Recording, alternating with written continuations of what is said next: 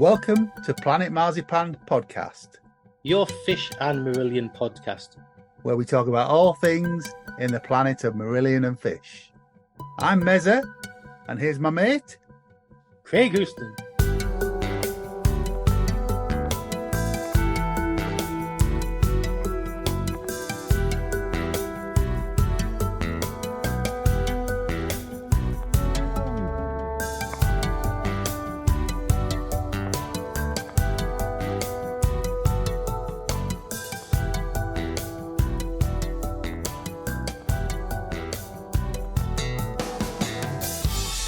Hello, welcome to Planet Marzipan. I'm Mezza, I'm here with my good friend, Craig.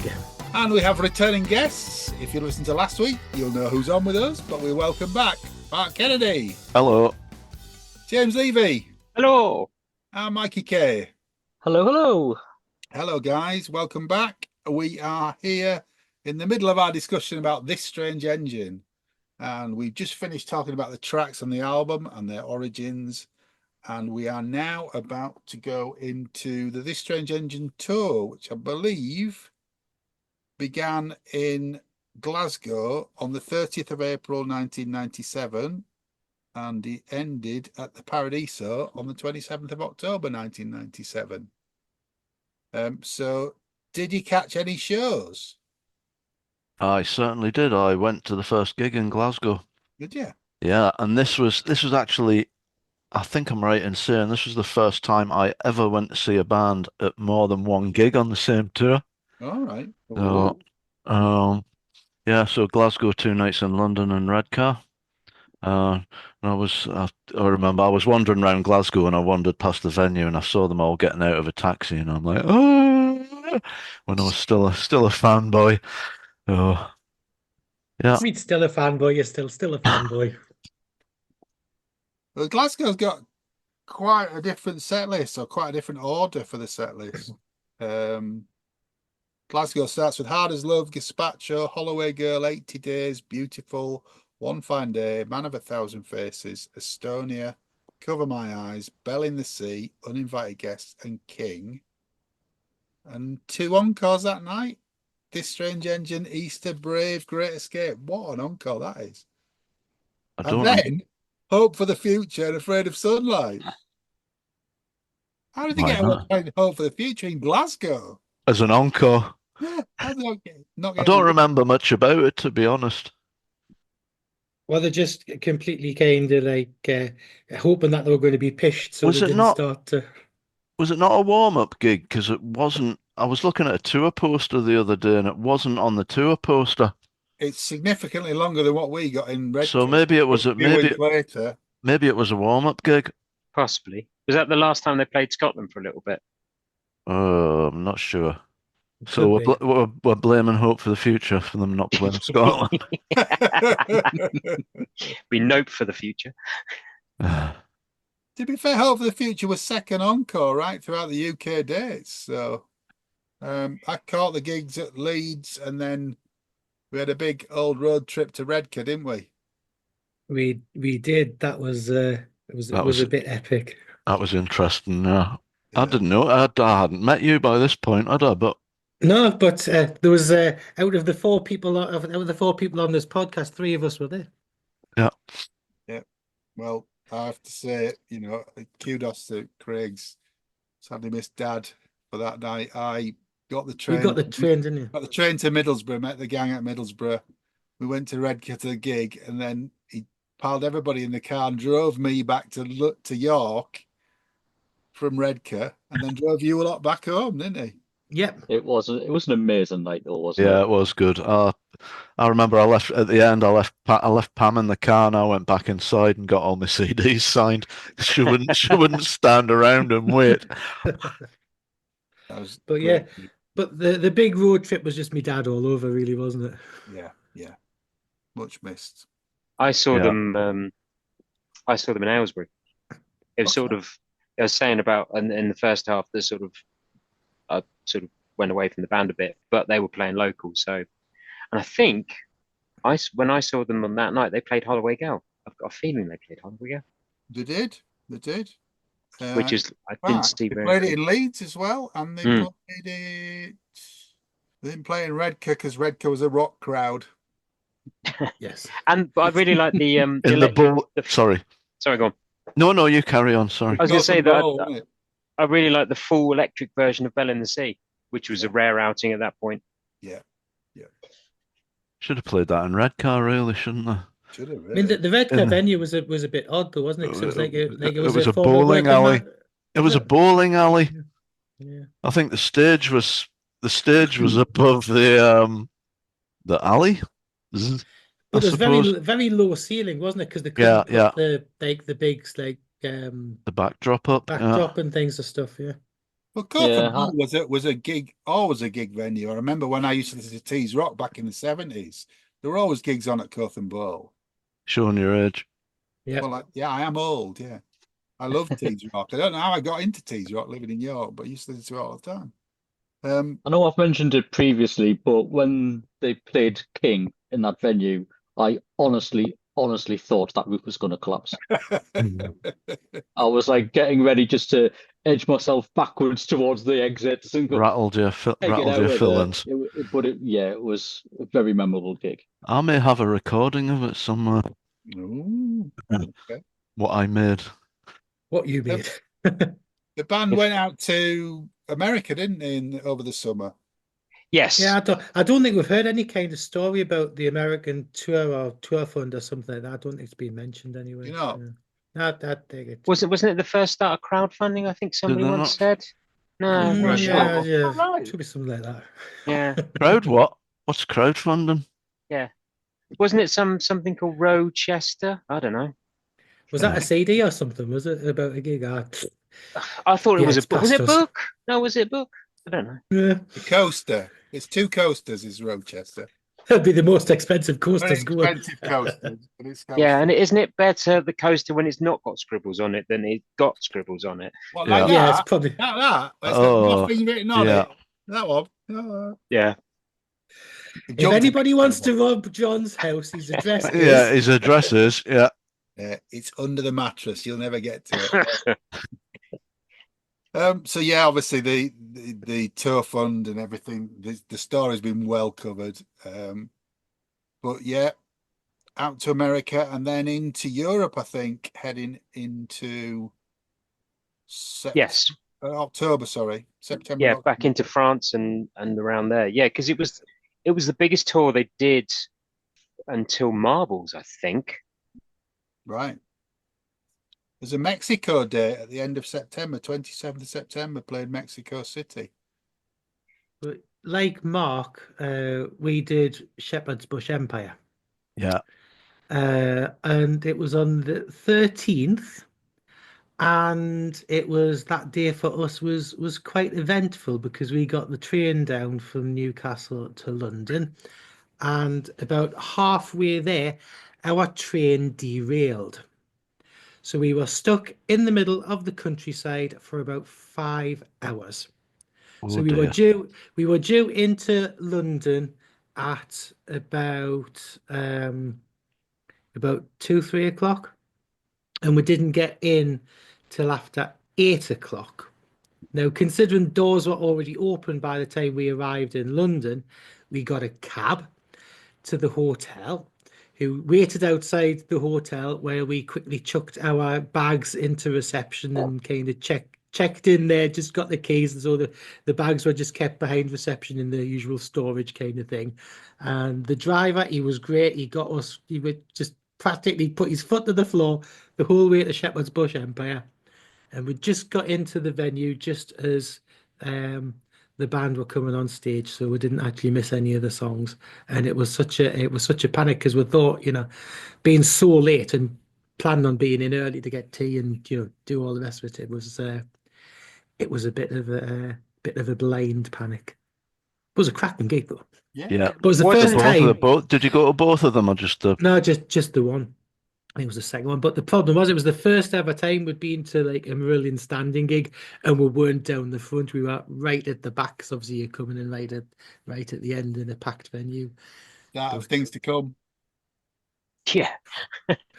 Wasn't Mr. So and So supporting on that tour? Yes, I think so. Yeah. Yeah, there were Yeah. because Yeah. as I say, I took my sister to both the gigs in London, and she thought they were crap, and I'd gone and bought the CD, and she, what you but God, they were awful. What did you buy that for? No. Dave Foster. Yeah, apologies, Dave. My sister's got terrible taste in music, so mostly, Oh, wet. okay. Live albums from that era. There are 3 front row discs from that era. Front row 8 is from Le Spectrum in Montreal on the 6th of September 97. That was the unused. That was one of the candidates for the front row club, wasn't it? Not for the front, for Rochester. Oh, Yeah. was it? Except Oh, it wouldn't okay. have been. It wouldn't have been Yeah. called Rochester. It would have been called Yeah, because it wasn't Montreal, complete. wouldn't it? Yeah. Yeah, the first 4 or 5 songs were missing. Front row 22 is a version of the Utrecht gig that is on the new Blu-ray. I'm saying that because James, in the gap between the 2 episodes, tells me it's a different recording. It is. Okay. Do And you want me to elaborate, or? yeah, cool. So basically, that's a soundboard recording. So it's a stereo mix. And on the video is a multi-track recording from a DA88 tape, which allows a bit more chance of not getting too nerdy. Soundboard's a stereo mix, can't really do much with it, apart from change bits and pieces. With a D88 tape, which looks a little bit like a camcorder tape or a hi-8 tape, basically records, depending how many you have, but the single one records, I think, 5 or 6 tracks. So you can separate drums, bass, guitars, keys, vocals, audience, which allows you to do more things with the mix. And also, if you listen very carefully on the front row clip, there's a glitch at the beginning of Man of a Thousand Faces, which is not on the video because it's the different source. There you go. Okay. And then the 3rd disc is front row 31, which is from Milwaukee on the 20th of September. Was it raining? I'd Thank you very much. I'll be here all Was night. it a Sunday night by any chance? say I played the Montreal Spectrum disc tonight. Sounds pretty good. They're all very similar set lists. And because you can now get it with the video on the Blu-ray, I would say that's probably a better option. There is also the aforementioned Rochester CD that was given to the people who contributed to the tour fund. And the remaining copies were sold via the Web UK. Yeah. Which is where And the Grapes Pub. I'm from. Which is where the Grapes Pub at the end of November, at the end of '97, when they did their first sort of fan little meetup. They did one at the Grapes Pub in Aylesbury, which they previewed a couple of Radiation songs. Eric was selling them out of boxes, and that's where I got my copy. Is it? Okay. Yes. Well, I remember applying for a copy because you could get them through the web, the remaining copies, but I didn't manage to snaffle one. Yeah, I got 2 as a contributor, so contributed twice. Once in my name and once in my sister's. Yeah. So there you go. And they've now have left your collection, Mark, for huge amounts of huge. money. Yeah, it was spent on Lego a long time ago. On Lego. Yeah. And then there's, of course, Piston Broke, This Strange Engine live in Europe '97, which is from lots of different venues. Paris. Yes, it's a compilation, isn't it? Berlin, Ghent, Hanover, Hamburg. I don't think the sound quality on that. I'm not a huge fan of the way it sounds, no. if I'm honest. No. I don't think a lot of work was done on it. No. Mikey, you likes it though, don't you? I think it's just because it brings back memories of that Redcar gig. You know, I think everything that we had at that gig is on that CD somewhere. Double CD. Yeah. Yeah, doesn't sound fantastic, I have to admit. It's just a nostalgia piece, I think, more than anything. The title's the best thing about it. Yes. Probably. I quite like the artwork. Yeah. No, Yeah. it is good actually, yeah. It's all right. All right then. The artwork of the title. Is it time for my favourite slot? Oh, it's always time We for can do your my favourite favorite slot into slot. the new box set if you want. Well, yeah, because you can start with the old and then go on to the new. So go on, time to slide into your favorite slot. Favourite slot time, folks. Come on. Seamus, this is for you, mate. Charity time. Just for the record. I didn't actually. I haven't researched this. Can I say, well, was it originally released on vinyl or was it That's only why I CD haven't and cassette? researched. I think it was only CD and cassette on the initial release from Castle. I shall have a look at that in a minute. This is Shoot us down in flames, but I don't think it was actually an original. I'm I pretty don't sure think it vinyl wasn't. came out. Me too, but this is the 2021 Snapper reissue. Oh, K-Scope, sorry. K-Scope reissue. Which is a nice 2 LP set with the original brown sleeve.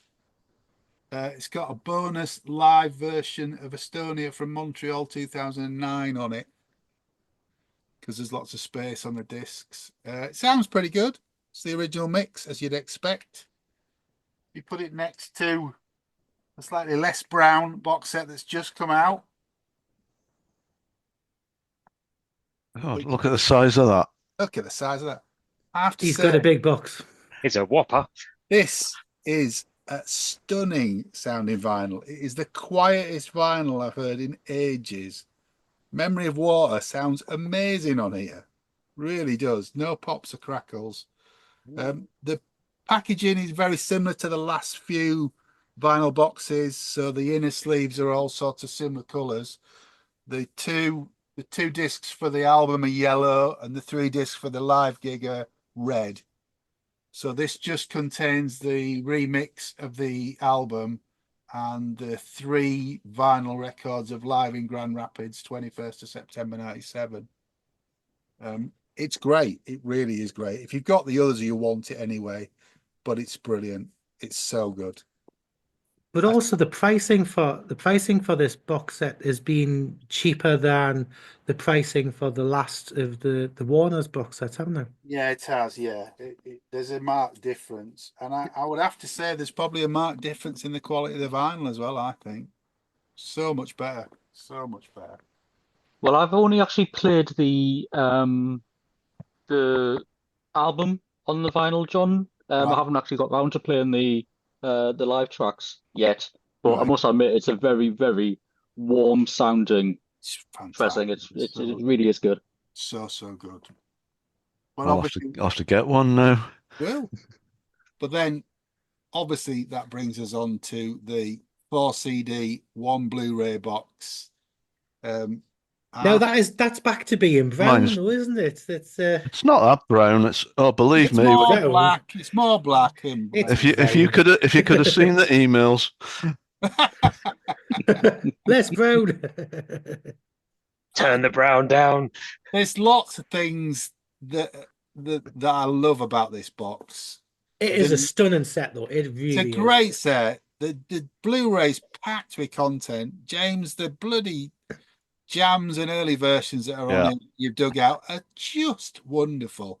I know you did a lot of work on comping the TSEs, work in progress. It sounds brilliant, mate. It really does. Cheers. So good. I've And got to say thanks to Mike as well. But basically, I've known that for just to complete it, the reason a lot of that stuff wasn't on the making of TSE is because the making of TSE was done on DAT. And I've seen in the Racket Attic ages and ages ago, there was the DA88 tapes.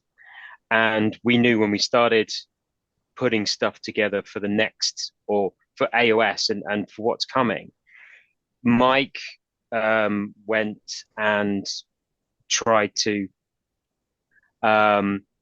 we the band that had a DA88 player years and years and years ago, and it stopped working. And he went to sort of see if to get it repaired, and Mike, forgive me if I've got this wrong, but he got in touch with a Tascam engineer and said, no, I can't fix it for you, but I've got enough spare parts in here to make a brand new one for you. And he did, and was able to pull all the stuff for the live show, the Grand Rapids show, which is the only proper multi-track show on the whole tour, which is why it's there. and also the writing tapes for when they put the songs together. So what I did for the John mentioned TSE is, instead of putting all bits and pieces around, lots of them just working through the different sections. I think it's about 9 sections of TSE. I thought, let's put them together so you get an idea of how the song develops. And there you go. It's so good. Yeah. It really is. The other thing, one of the other things I like about the box is we're back to having a CD of B-sides and bonus tracks, which we lost on the later Warner's boxes. It just feels more complete. Everything's tied up into one neat package. Mark might be able to, but I think, Mark, if I'm correct, InMusic allow the band a bit more leeway in what's in the box sets than Warner's did. Yeah. And I think also for the stuff putting it together for the box set is also a call out to Mark and Claude and Keith and Henk and everybody like that, who also contribute to putting all this and finding all the bits and pieces, because there's extra stuff that we hope to go put in there, but for whatever reasons, financial and just getting clearance and stuff, we couldn't. So for me, it's I think it's one of the best. It's chocker full of stuff. It is. I mean, it is jam-packed. The documentary is up there with the others. It's great. It's worth it just to see Rothers and H disagreeing about it for the future. But you know, and there's some nice stuff from the stuff from that captured in Capistrano from back in the day is quite nice as well for people that haven't seen it. Yeah, there was talk about trying to include, because the actual Capistrano show was pro-recorded, but the audio was in the room, and we couldn't find in the attic any soundboards of the gig, which is why that wasn't included, for anybody who's wondering. Yeah. But the Live in Utrecht bootleg's great, though. You know, that as a bonus live thing there. All right, it might not be the most exciting of camera angles or the way that it's shot and stuff, but to actually just have a documentary, you know, the documented thing of a gig from that era. Yeah, no, it's great. You know, as a bonus, the stage looks really small, doesn't it? That's a different. It's a different venue, it's isn't it? It's the same venue, but it's a different room. I don't know. Maybe one of the Dutchies can explain, because the venue was basically knocked down and refurbished, I think, and then they built the new venue around the other room. I think, I'm not sure. Maybe somebody can tell us. I think one of the really interesting things about that film is it's filmed from a high up angle, so you can see a lot of Ian, which you don't normally get in the live videos. It's a great gig. It's a really good gig. We've really got to talk about the remix, haven't we? I think out of the you know, it's up there as by far one of the best remixes. It's just it brings so much more like the dynamic out. I mean, especially Ian's drums and that. I'm a big fan. You know, I was never a fan of the remixes that get Brave or Afraid of Sunlight, and I've liked what they've done to Holidays in Eden and Season's End. But I think this is up there and possibly can kind of top those as a remix, because I love it. And again, back on the hill to die with. Hope for the future. It rocks. Marion, your sister. You set them up, I'll knock them in. Yeah. I think. Sorry, I was going to say, I agree. I think the remix is great. I think there's a lot of warmth to it, but also space, where there's, as Mark said in the first one, you know, there's other bits in there that you haven't heard before. Yeah. There's a lot more sort of bits that are either buried in the mix and you caught glimpses of on the original one, you can really hear clearly. And the sharpness of Ian's drums, and, you know, just from the cymbals and the bass drum and stuff like that, it's really, really good. Mikey? Yeah, this for me is as good a remix as what Fisher's Internal Exile ended up being. It's just given it so much more breadth. I can hear each of those 5 band members doing their thing in all the songs when they're all playing in it. Ignore Memory of Water, but Memory of Water, No. But apart from that one, when all 5 of them are playing, you can hear all 5 of them. And there is so much of Mark's keyboard work that I can hear, not just the solos, but all the way through, like the droning sounds, organ sounds that either they've glossed over me in the past or were so buried in the mix on the original album that I just didn't hear them.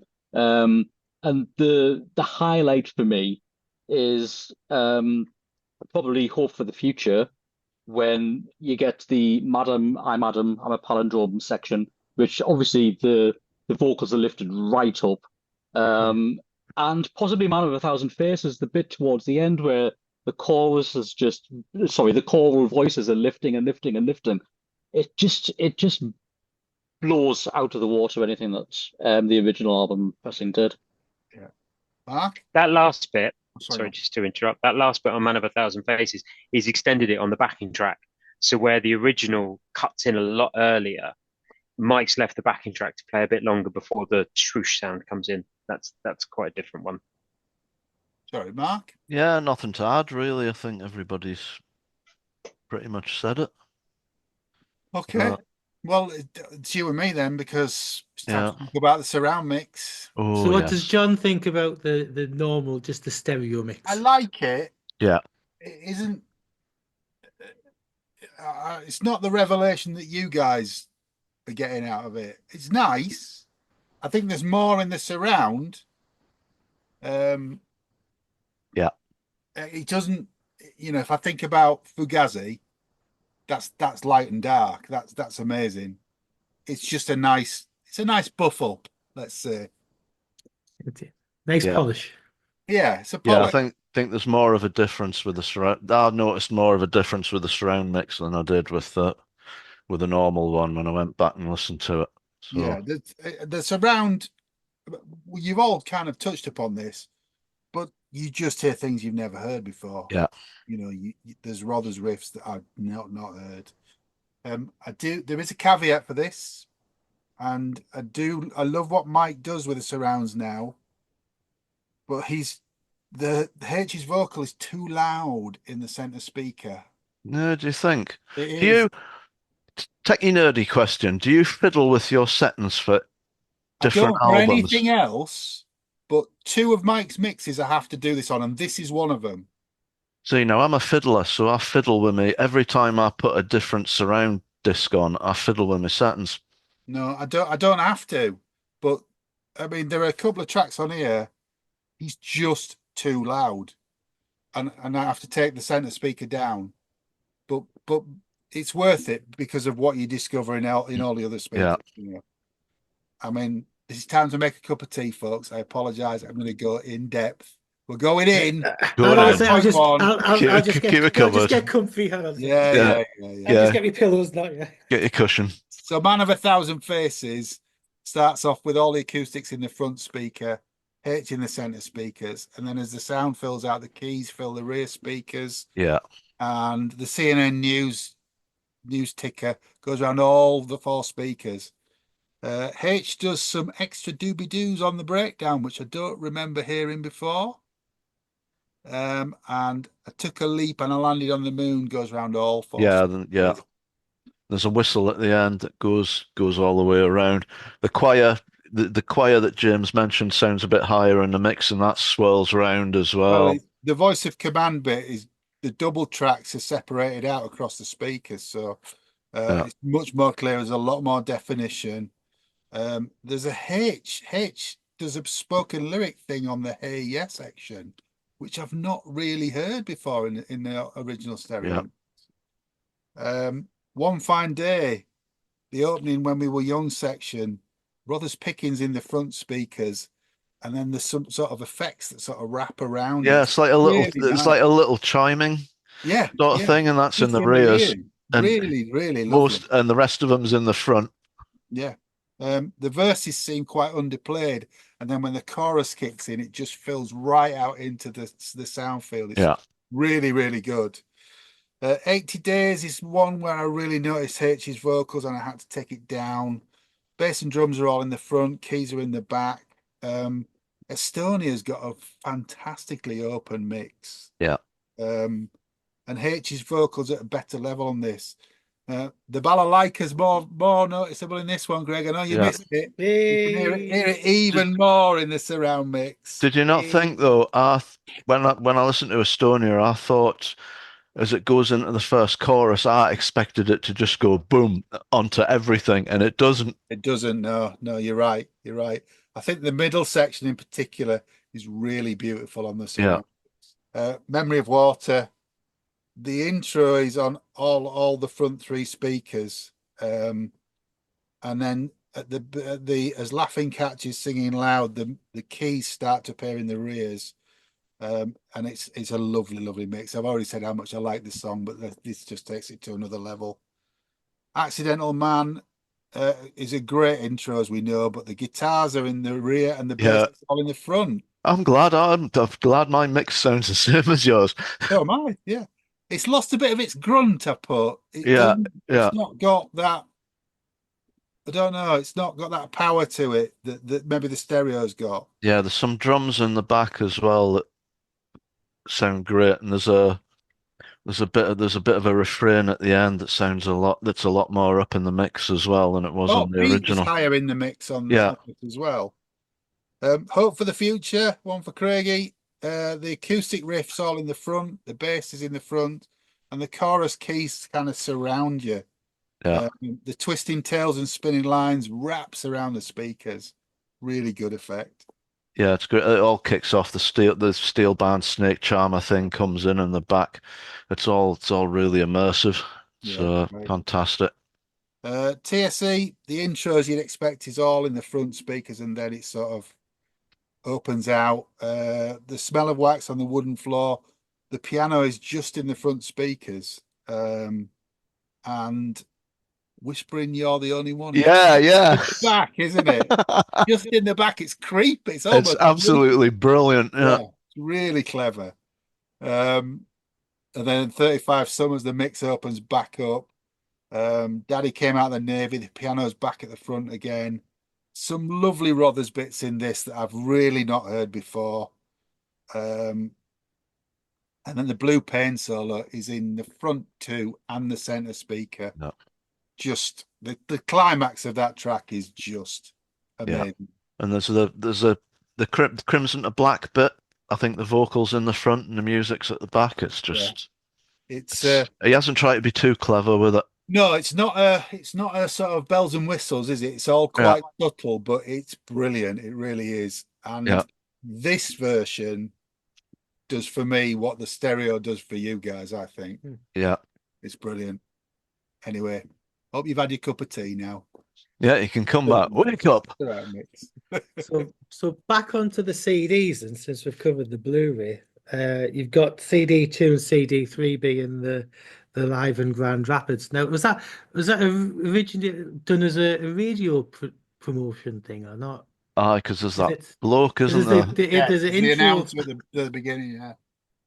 Yeah, possibly. I don't know, because I know it's the only one that was, as I said earlier, it was recorded properly to multi-tracks. So whether it was done via a studio somewhere, I don't know, because all the others are either stereo or it was potentially going to be the Rochester, and for some reason it wasn't. This is the one where H offers the guy out with a cricket bat. Yes. Yeah. If you don't stop fucking whistling, I'm gonna come down there and hit you with this. It's a really live sound. Makes me laugh. Yeah. It's great. It's up there with David Lee Roth's. If you don't stop throwing stuff at me, I'm gonna come down there and fuck your girlfriend. It's a really good mix of songs as well, because it's got White Russian in there, which is a great version. Yeah. It's odd to open with Estonia, though, of all songs. You know, it's a very. Yeah, I thought that. Yeah, I thought it was a weird choice, but it's not. They used it for quite a few of the shows. Yeah. I think it's in Rochester. They're open with Season's End, and other shows they open with Brave. Yeah. The Montreal one that I played earlier opens with Season's End, and it's the Christmas version. You know, that's in bloody September in Canada. And is Wes not on it somewhere as well? Yeah, Wes is on this on Man of a Thousand Faces. Yeah. And Estonia, I think. Yeah, I think so. Yeah. No, it's a great addition. It really is. Yeah. It's a great mix by Mike because I've heard the sound. There's also a soundboard version, so I've heard the two, and what Mike's done on the mix is really nice.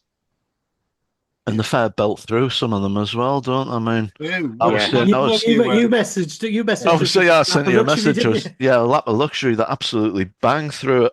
It's It's at warp speed. yeah, but sounds great.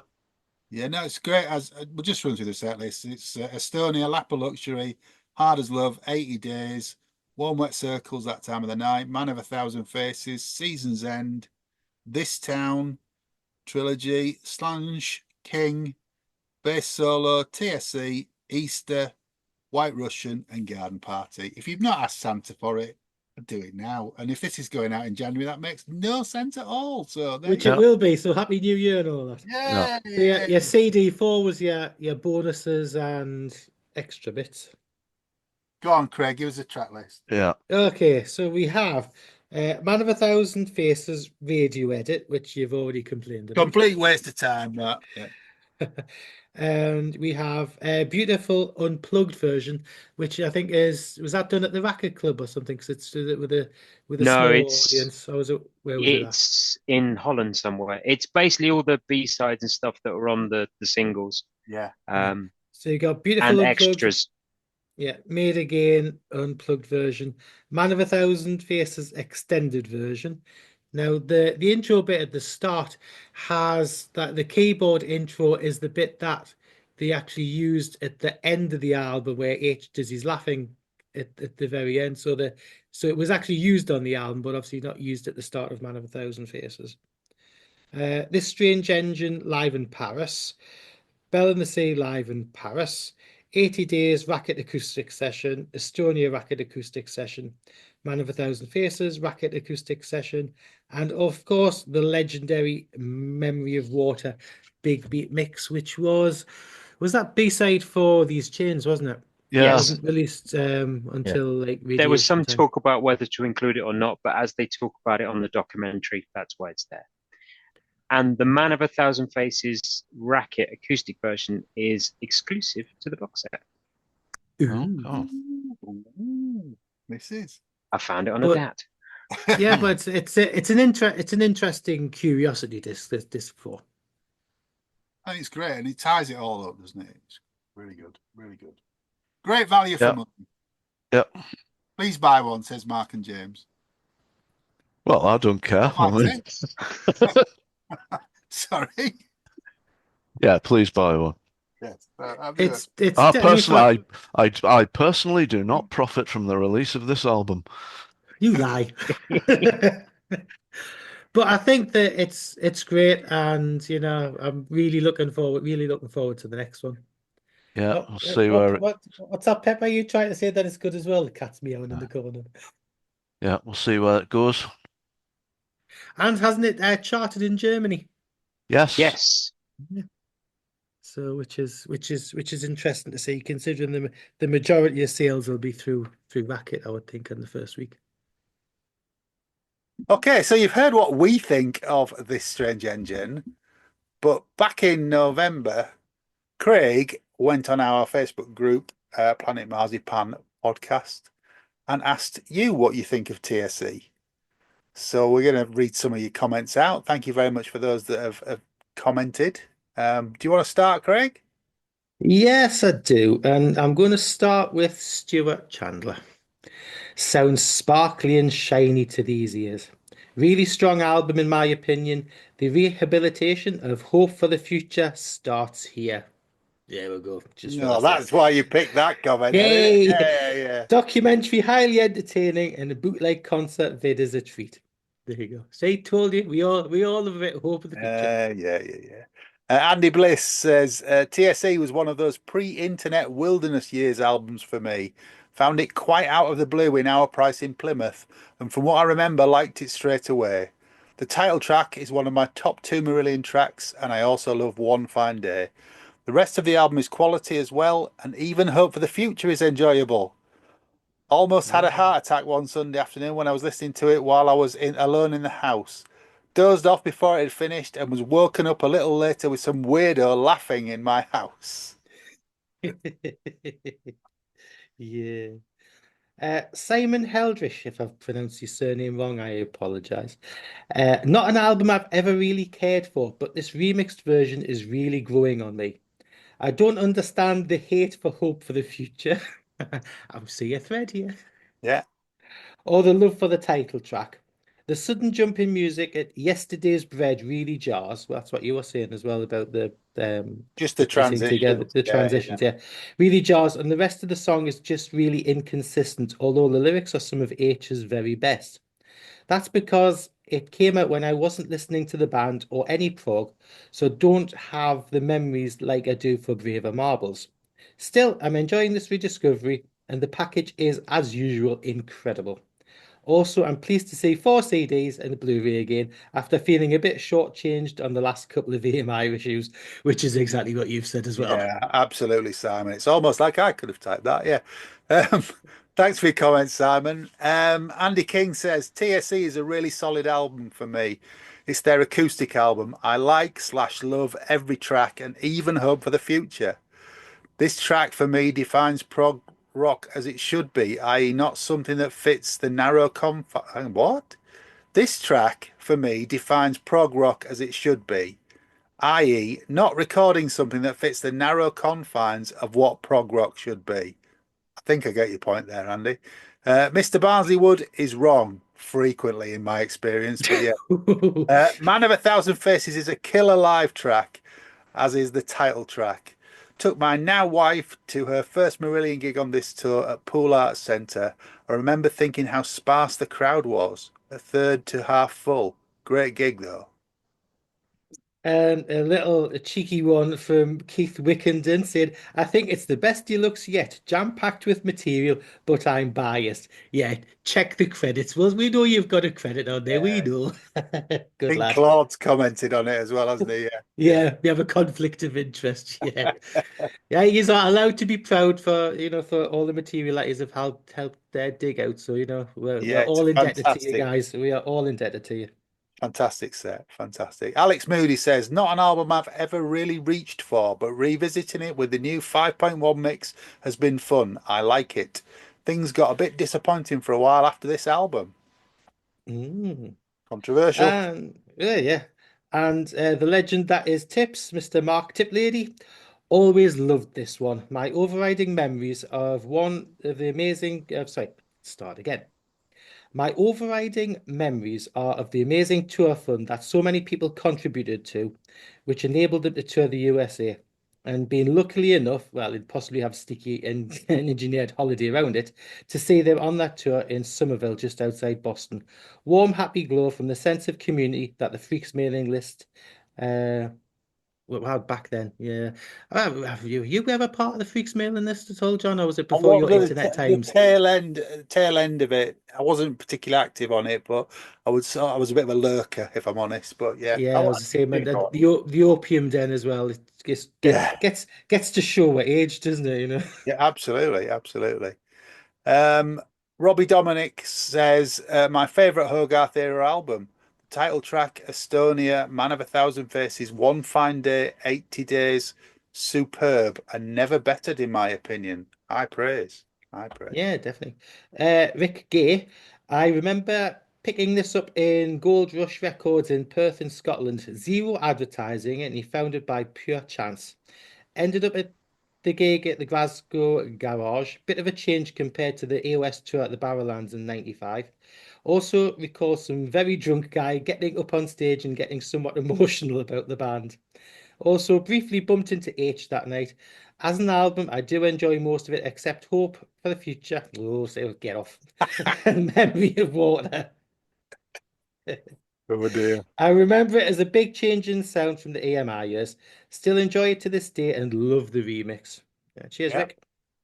Um, Darren Newitt has been on the into the group again and put another comment on. Thanks, Darren, for chipping in again. We do appreciate it. He says another great deluxe edition. It's been ages since I listened to the original version, but this remix has had a lot of plays. I find myself humming the chorus of Estonia quite a bit without realizing it's a real earworm.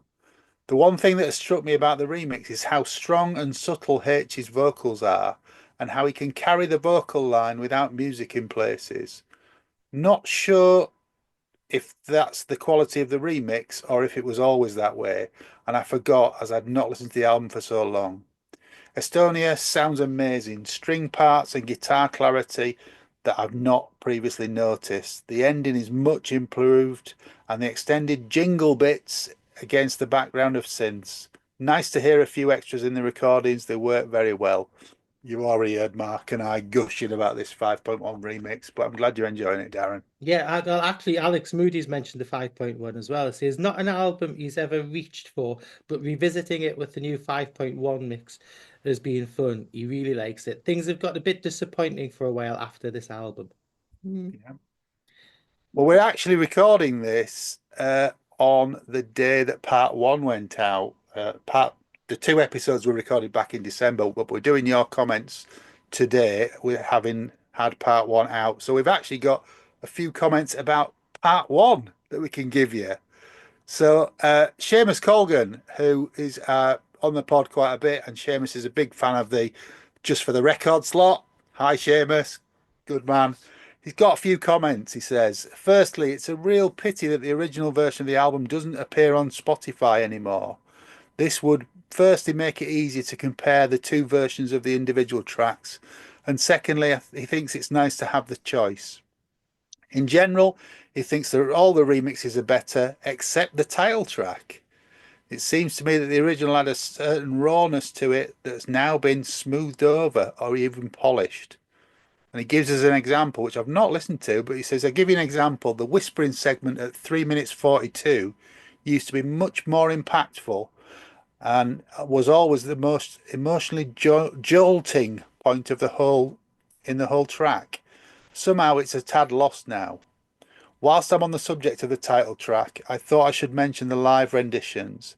Every version I've heard or seen to date has been amazing, but that saxophone backing tape part has always seemed lazy or a bit silly. The band look almost embarrassed. I know it's not financially feasible to have an extra musician hanging around to play just one solo. Maybe play Berlin on the same nights when TSE's in the set list. They've had a saxophone player arranged to play Berlin at two of the Berlin gigs I was lucky to see in 2022 and 2023.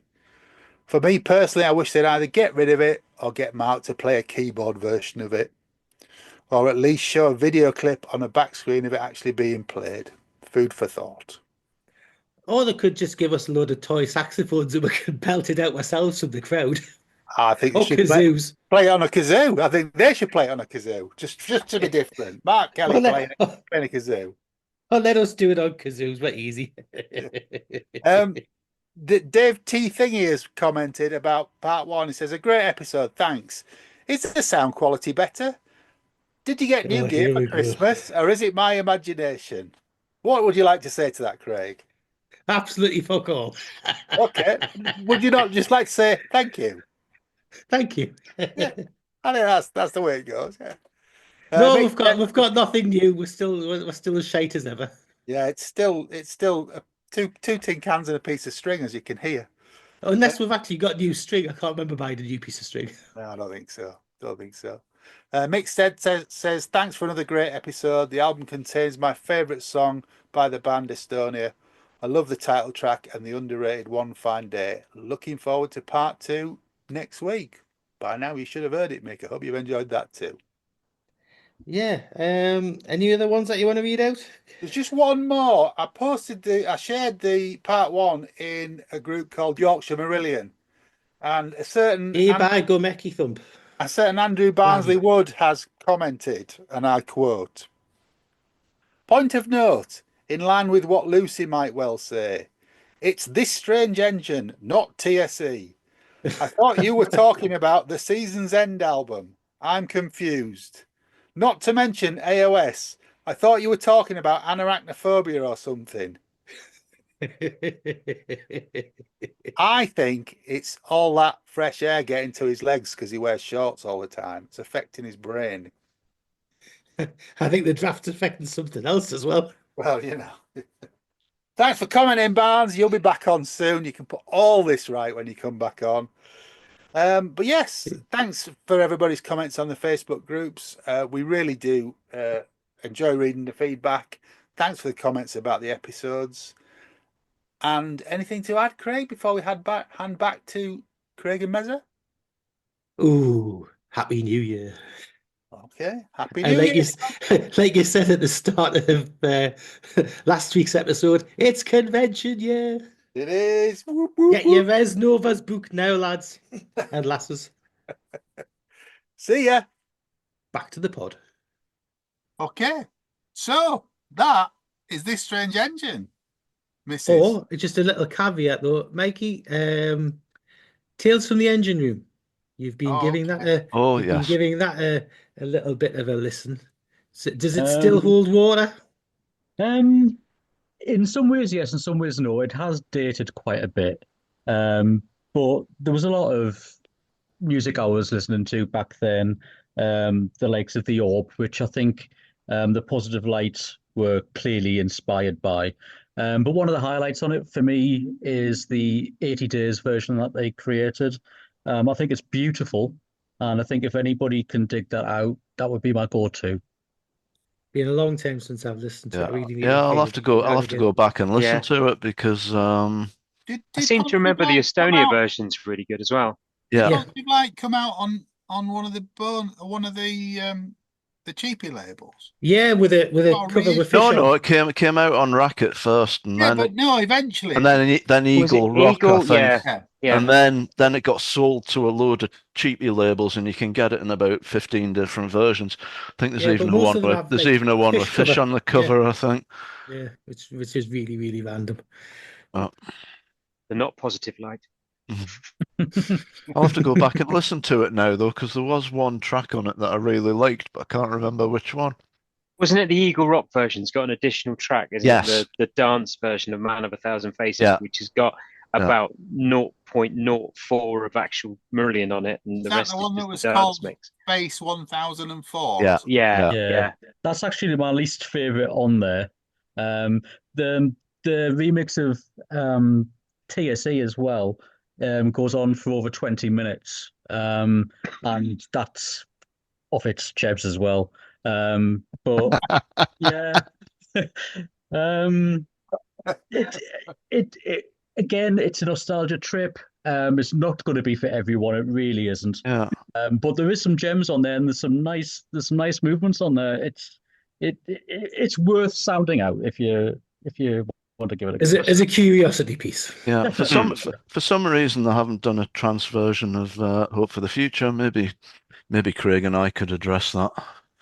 Well, yeah, let's in get the a future. remix head on. Yeah, they only do actually 6 of the tracks from the album, not all of them. Okay. So we could be the negative dark rather than the positive. Yeah, we could be we could revive that electro band that you had going in the early Oh, 90s. we'll bring Dak back. We'll bring Dak Yeah. back. We haven't done an album. What was it? Well, original albums was it Sophist Transcursion? Was it Hostile Atmosphere? Yeah, I think we're going down the rabbit hole now. Sorry, folks, I've no idea what's going on now. Yeah, it was. Well, can I Can't just pretend I know. Can I just It was- add that I think this deluxe edition is my favorite so far as artwork's concerned. I think it's Yeah. beautiful. Yeah. Back to front. I love the yellow introduction. Yeah. The fact that the Strange Engine on the front in yellow instead of just white. All the lyric sections, beautiful. My only gripe is an accidental man. I can't actually read it, so I'm actually glad I've got the vinyl because the print's a bit bigger. Even with my glasses, I find that one hard to read. Oh yeah. Read, I think. Give it a go, John. See what you think. Yeah, a little bit. But I mean, image-wise, it's Oh beautiful. yeah. It's wrong colour, isn't it? Don't look at me. Wrong colour. It's 10 times easier to read than I half was the saying- Fish remasters, though. I was gonna say, yeah, I was opening it up and I was expecting to be shocked at the size For of those the who can't size see of the the video, print. at the moment, everyone looks like a Specsavers ad trying to read the lyrics on the bottom. All men of a certain age with the glaives Yeah. on. Yeah. But the the essay, the print's a good size. It's quite legible. Good. It's like All right. as they get on, all the print will get bigger. Just like all the gigs are becoming seated, the print will get bigger since we're all getting older. Fine. You know, So when we get to the last one, it'll be on A1 size. It'll be That's it. anyway, on that bombshell, just goes to say thank you very much to James Levy. thank you. Thank you to Mark Kennedy. Thank you. You're welcome. Thank you, Mikey K. Thank you, guys. You're welcome. And thank you to my other half, Faye Gouston. Why, thank you, young sir. Thanks for listening to this guff. We do appreciate it. If you've bought a t-shirt, we love you even more. If you haven't, you've probably missed out by now. We might do a rerun. But thank you very much for listening to Planet Marzipan. All that remains to be said is it's good night from me. And it's a happy new year from me. It's March, Craig. What are you doing? Oh, those fish gigs were great. Happy weren't they? Easter! Yeah, my God, that The PZ was convention fantastic. Yeah, wonderful. wasn't that it? was PZ. We're not that far ahead. Good night from me. Good night for him. Take care. And Stay alive. alive. Marion, your sister. Oh, God. Thanks for listening to Planet Marzipan Podcast. Please like and subscribe from whichever platform you get your podcasts from. You can contact us at planetmarzipanpodcast@gmail.com and check out marillion.com, fishmusic.scot for all the good stuff.